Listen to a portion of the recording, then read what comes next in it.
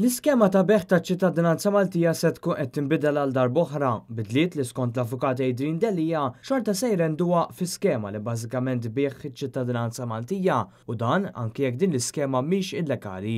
Bl-emendi illi qed jipproponu il-Partit Nazzjonalista u mingħajr l-emendi illi qed jipproponi il-Partit Nazzjonalista, f'moħħi l-kunċett ta' beħ xorta baqa' jeżisti. Kwistjoni partikolari f'din l-iskema kienet dwar il-poter li qed jingħataw il-konċessjonarji Henley and Partners. L-avukat Delija jistaqsi għaliex se jkunu l-barranin li se jiddeterminaw min se jagħti ċittadinanza Maltija.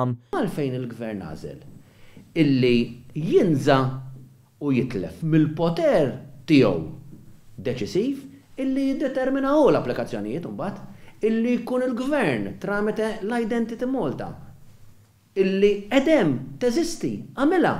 Tista' tintuża biex tkun li tifli, biex tkun li tixtar, biex tkun li tiżen, ngħidu xi jew le. Effettivament ħajkunu barranin li jiddeterminaw sa xi punt żgur jekk mhux b'mod aħħari min ikun Malti. Il-kwistjoni ta' residenza effettiva tal-applikanti fil-pajjiż kienet dejjem fattur ċentrali fid-diskussjonijiet u kummenta dwar proposta tal-Gvern f'dan ir-rigward. Il-Gvern ħa l-opzjoni li ħalliha f'idejn l-applikant li jiddetermina hu x'inhi l-effettiva residenza u kif jipprova. Għall-avukat Delija l-iskema ta' ċittadinanza fiha diversi elementi ta' kritika, iżda dawn ukoll nuqqasijiet li juru l-intenzjoni tal-Gvern u juru ċar li skopli kellu l-Gvern b'din l-iskema. Meta nitħattu fuq il-ġurament tal-lealtà, ma il-Gvern ħass li kien hemm il-ħtieġa li l-ġurament tal-lealtà jittieħed f'pajjiżna.